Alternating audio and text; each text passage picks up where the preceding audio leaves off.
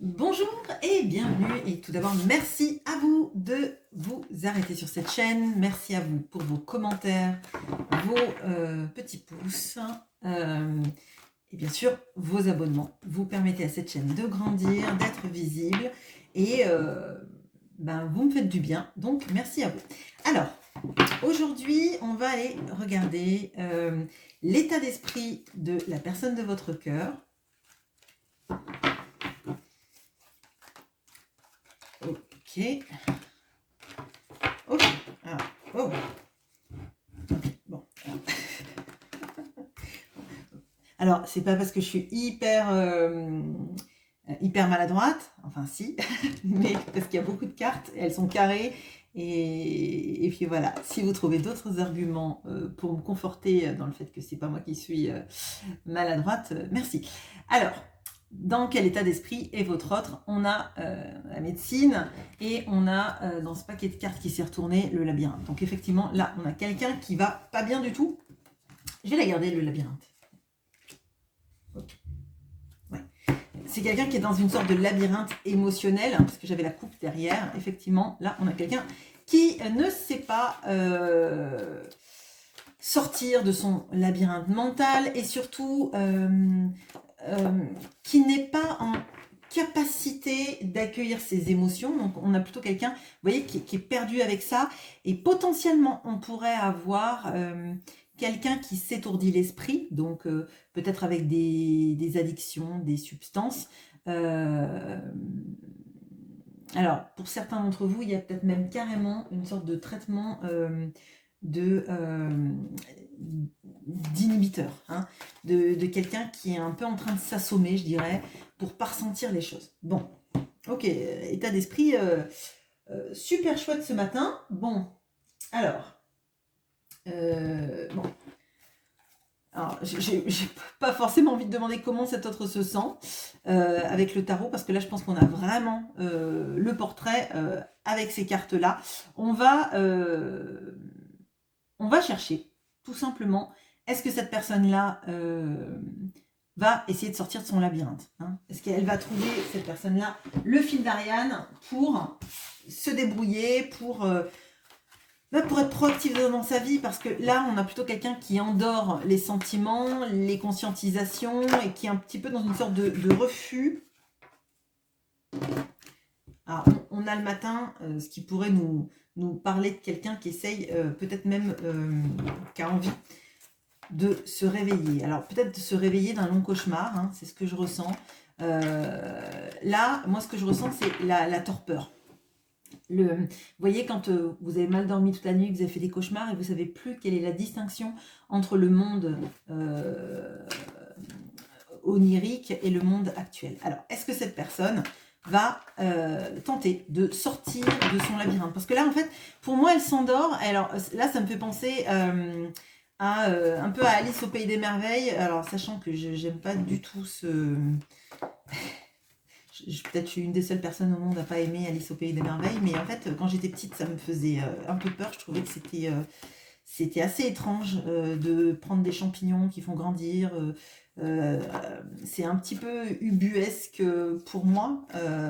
Je suis pas, voilà, je suis pas fan de ça. Et là, moi, j'ai l'impression qu'on a quelqu'un plutôt qui alimente son labyrinthe mental. Du coup, je veux savoir si cette personne va tenter de sortir de ce labyrinthe. Alors, on a l'héritage et le cœur blessé. Bon. Le cœur blessé est sorti à l'envers. On va le laisser comme ça. Alors, moi, ce que je ressens, c'est qu'il y a quelque chose, effectivement, peut-être dans la manière dont cette personne réagit, dans la manière dont cette personne fait les choses. Il y a quelque chose de très familial, hein. Peut-être même une grande place de la famille dans ça, dans ces schémas, comme si en fait on était déterminé par ce que les autres ont toujours fait avant, et là même presque on a presque le sentiment presque des vanités, vous voyez, et avec le cœur blessé, moi ce que je ressens, c'est que cette personne pendant longtemps Elle a voulu protéger son cœur des sentiments, de ressentir les choses. D'ailleurs, elle est encore dans ça, hein. Je vous le dis clairement, parce que là, elle anesthésie son cœur. Elle ne veut pas fouiller dans les sentiments, elle veut se protéger, mais en fait, plus elle se protège, plus elle se fait mal, parce qu'en fait, elle fait... Je sais pas pourquoi ça... Bon, bref. Sa protection, c'est un fil barbelé. Donc évidemment, ça laisse des cicatrices au cœur derrière. Le cœur est illusoirement protégé parce que personne ne rentre effectivement dans son cœur, mais il se blesse en fait. Les barbelés rentrent dans le cœur, c'est très souffrant. Bon, je l'ai mis, peu importe qu'il soit debout ou pas, de toute façon, c'est un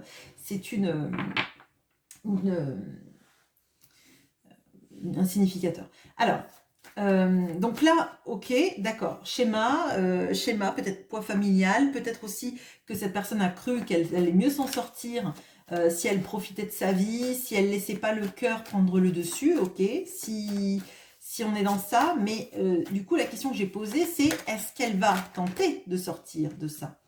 Bon, 5 de denier, donc elle s'isole, elle se sent rejetée. Ok, alors, elle se sent rejetée et il y a quelque chose sur la perte de pouvoir de sa vie. Là, moi j'ai l'impression que cette personne, plus elle s'endort, plus elle s'endort dans sa vie en ne voulant pas ressentir les choses, hein, plus en fait elle alimente cette sensation de rejet qu'elle crée elle-même. Hein. Pour moi, c'est auto-alimenté, c'est presque des fils électriques pour garder les chevaux. Ou les vaches, enfin n'importe quoi. Pour moi, elle alimente ça. Elle fait le vide autour d'elle, après elle se sent rejetée, alors après elle endort son cœur. Mais en fait, elle crée elle-même une sorte de réalité dystopique, hein, et on a le labyrinthe, donc on peut avoir cette notion-là. J'alimente mon propre désert affectif, j'alimente mon propre schéma de vie qui me conforte dans toutes mes idées que à la fin on est rejeté, à la fin c'est compliqué et que finalement dans la famille compte, la famille ils ont bien raison d'ancrer ça parce que finalement on se retrouve seul. Ah, j'ai une chanson de Jacques Brel. Ah, en fait, j'ai juste, quand il dit on se retrouve seul, bon, je sais plus si c'est pas la chanson au suivant, mais je suis pas sûre. Bon, si elle revient, je vous le dirai. Là, c'est quelqu'un qui se sent dépossédé de son pouvoir personnel, comme je vous ai dit, qui ne laisse pas venir à lui-même se donner du 6 de denier, de donner et recevoir. Parce qu'en fait, cette personne, elle donne rien. Et maintenant, elle ne reçoit plus, vous voyez, mais elle s'est pas posé la question de savoir pourquoi finalement on ne reçoit plus. Donc là, on a vraiment quelqu'un qui pourrait être malheureuse de se ressentir dans ça, parce que je reçois plus rien. Ben oui, mais qu'as-tu donné? En fait, si on sème pas de graines, on récolte pas. Et ok. Donc là, pour moi, on a plutôt quelqu'un qui reste dans ces schémas-là, hein, j'ai raison, il faut pas donner, etc., etc. Donc là, c'est pas joli. Donc effectivement, cette personne-là, elle donne pas, elle fait rien. Bon, on va vous regarder vous par rapport à ça. Vous, qu'est-ce qui vous attend? Amoureusement, qu'est-ce qu'on vous propose? On a les amis.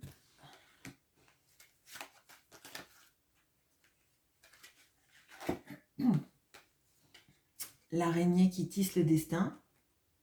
Les arts. Alors, vous, et d'ailleurs, je ne sais pas si vous voyez là, il y a un peu ces notions-là de plusieurs couleurs, de palettes de couleurs qui viennent sur les doigts, un peu comme si on avait peint ensemble, qu'on avait créé quelque chose ensemble. Alors, pour moi, vous continuez de tisser votre destin. Hein, l'araignée, c'est pas, pour moi, c'est pas quelque chose de toxique ou quoi que ce soit, même si elle est un peu effrayante, cette araignée. Mais accompagnée de toutes ces cartes-là, j'ai l'impression que vous faites rentrer de la magie dans votre vie, de la créativité, de l'échange, du partage. En fait, cette personne, elle s'enferme dans son labyrinthe, elle s'enferme dans sa peine, elle resserre son barbelé, il faut pas qu'on l'approche, faut pas sortir, faut pas que le cœur grossisse. On se sent rejeté, mais on s'est rejeté tout seul et on a rejeté toutes les personnes qui voulaient nous aider, qui voulaient faire des choses avec nous, d'accord? Et vous, on voit que c'est l'inverse. On voit que vous tissez votre vie, vous continuez d'avancer, vous créez des projets, vous créez des choses qui vous font du bien, qui montrent du partage, de l'échange. Ok, alors là c'est vraiment c'est deux salles, deux ambiances. Je dirais que vous n'êtes pas du tout sur la même énergie. Moi je dirais que vous continuez d'avancer là où cette personne elle s'est arrêtée dans son labyrinthe. Hein. Qu'est-ce qu'on peut me dire de plus sur vous, sur ce qui vous attend, sur l'énergie que vous avez? Ouais, il y a de la coopération sous les amis, c'est marrant.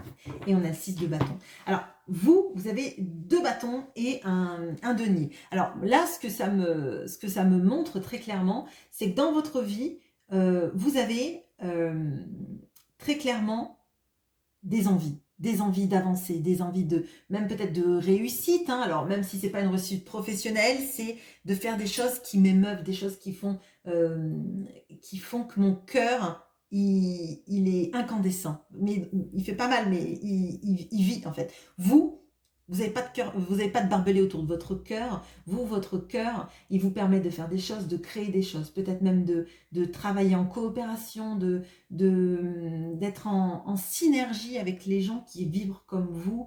Il y a cette notion aussi de reconnaissance et d'accepter aussi un petit peu peut-être que les projecteurs viennent sur vous, d'accepter que les gens vous disent qu'ils sont bien avec vous. Il y a, vous voyez, tout ça. Là où on a quelqu'un qui s'isole, vous vous ouvrez. Et c'est joli, en fait. C'est joli parce qu'en fait, vous acceptez les petits miracles de la vie, en fait. Bon. Donc là, toutes les personnes qui sont vraiment tournées sur l'art, sur la créativité, des choses qui peut-être même chanter, danser, écrire, composer, peindre, créer des choses de vous-même et puis en synergie aussi avec des personnes, avec des collaborations, des choses comme ça.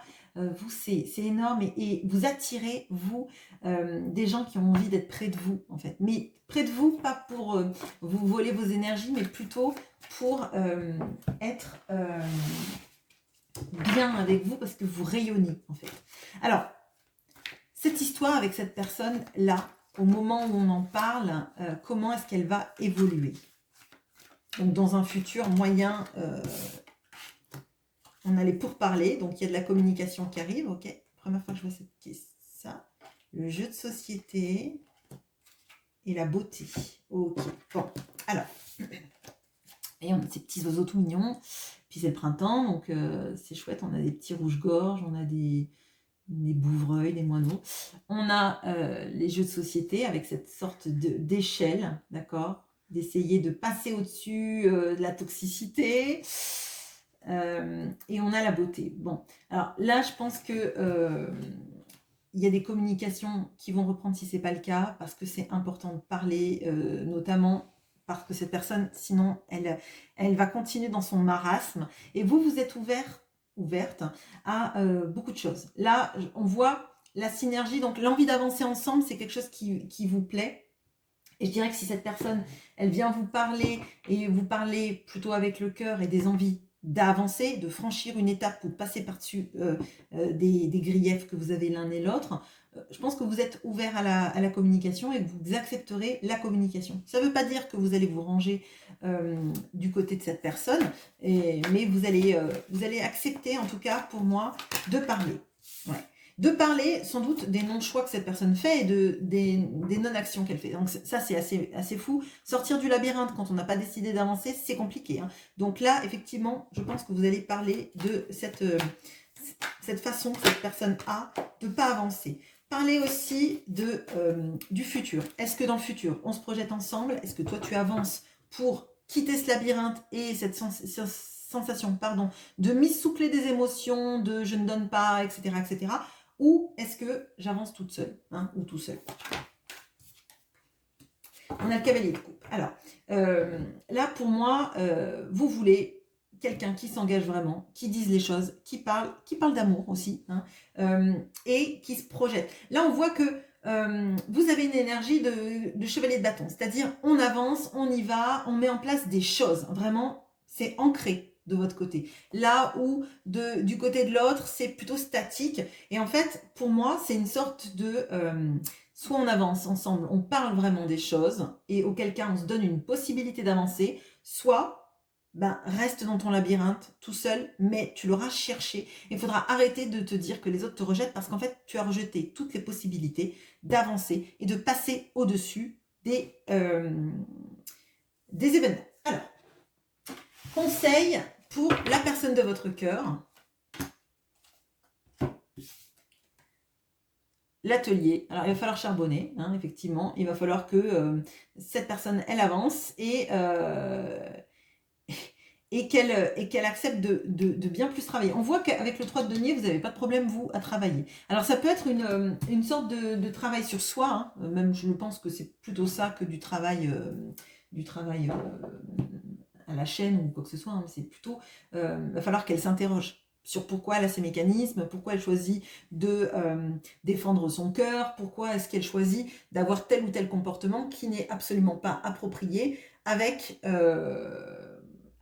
un bon fonctionnement du cœur, avec un bon fonctionnement de la vie, et que c'est bien beau de se dire qu'on est rejeté, mais quand on a tout fait pour créer cet état, ben ça sert à rien. Et c'est bien beau de vouloir être l'empereur de son royaume, quand on n'a personne à diriger et quand c'est un empire, je dirais presque fantoche, ça ne sert à rien. Bon, alors là, il va falloir effectivement, je pense qu'elle regarde en face quels sont les mécanismes, hein, parce que je vois dans l'atelier, j'ai cette notion, quels sont mes mécanismes, comment ça avance, qu'est-ce que je peux réparer, hein, qu'est-ce que je peux réparer. Si une pièce tombe en panne, il faut la réparer. Donc comment est-ce qu'on répare ça? En se penchant sur comment marche la machine, etc., sur le mode d'emploi. Hein. Et vous, conseil pour vous. Alors, on a un jardin.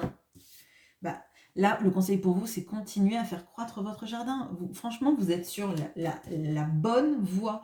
Vous faites tout ce qu'il faut pour vous créer une réalité, hein, pour vous créer une vie et pour pouvoir récolter plus tard. Je vous ai dit, cette personne, elle sème pas les graines, elle ne pourra pas récolter. Vous semez des graines. Dans votre vie, vous faites des choses concrètes, qui marchent, qui existent, en adéquation avec des personnes, en adéquation avec qui vous êtes, ce que vous voulez. Donc, vous récoltez. Restez ancré dans ce que vous faites parce que vous récolterez. Si cette personne, elle décide que le mode d'emploi est trop compliqué ou qu'elle n'a pas envie de le lire, elle ne pourra pas se réparer.